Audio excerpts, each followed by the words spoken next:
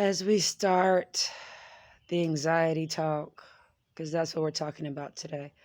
Last time we were talking about words. This time we're talking about anxiety. Mr. Wednesdays, do you ever experience anxiety? Do you? Do you experience anxiety? I'm sure you do when other cats come around. So I wanted to briefly talk about my own anxiety. And maybe you can relate. Maybe it will shed some light on your anxiety and how we can overcome anxiety. And when it's best just to forego that activity, which is what I always choose to do currently for this particular situation.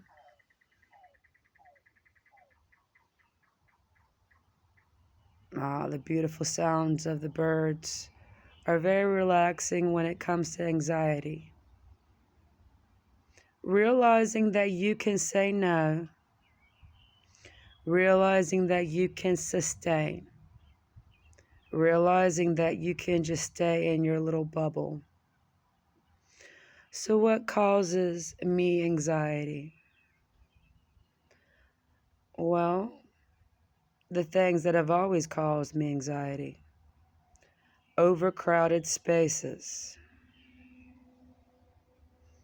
When I was younger, I would actually develop rashes, nosebleeds. But I've learned to adapt, and I've also learned to avoid. I've learned how to cope. Otherwise, some of the things that I've done, I wouldn't have been able to do.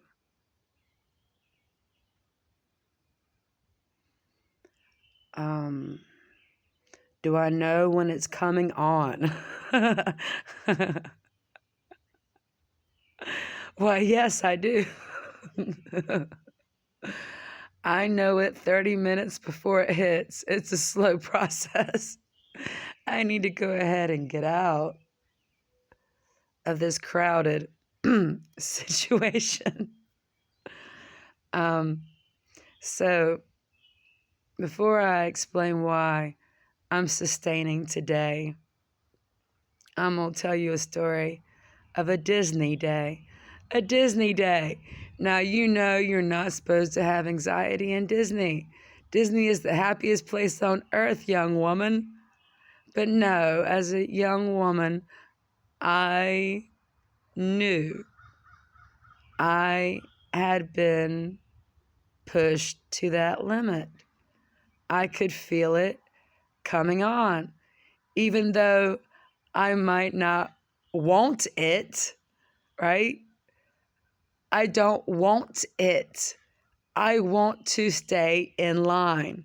I have been waiting in line for quite some time, but it hit me. And I said, oh no.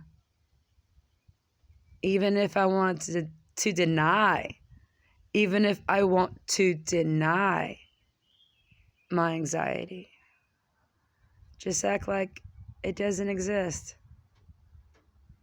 Just pretend like I don't have it. Tell myself that all of what these people are thinking, it doesn't matter because it never has mattered.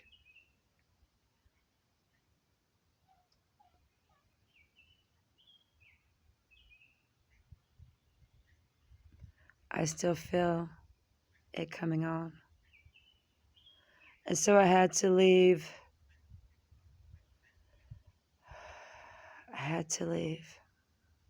And so that means I also had to get everybody out of line. And of course I said, well, y'all can stay and ride the ride. I had to go. Now, was the ride itself causing me anxiety too? By gosh, it was.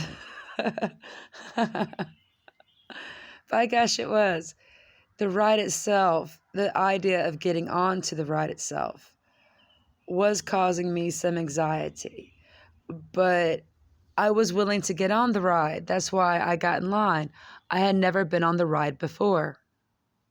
So it has what they call novelty. I think I mispronounced that. Novelty.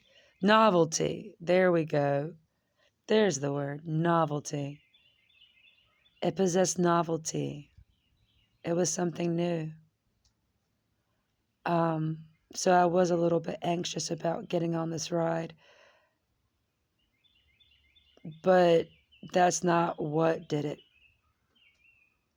What did it was the feeling of, oh no, if I stay here, in 30 minutes, I'm going to have a nosebleed. In 30 minutes, I'm going to break out into a rash. I'm going to start itching like I have hives. I might even throw up. We need to leave.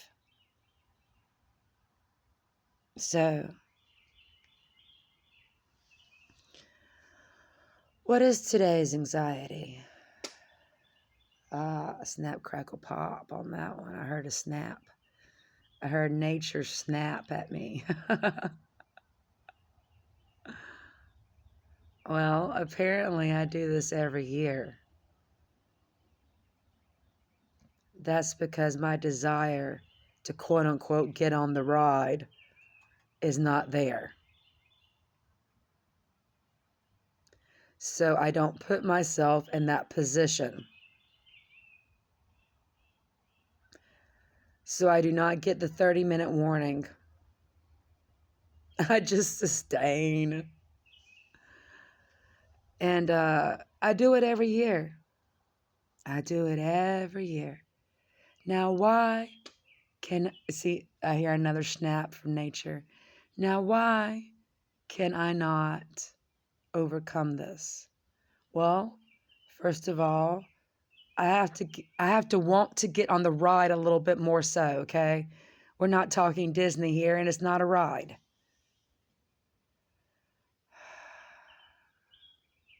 So what is my anxiety? Where's my hang-ups? Well, it goes back to that crowd. It goes back to that enclosure. It goes back into the cramp feeling.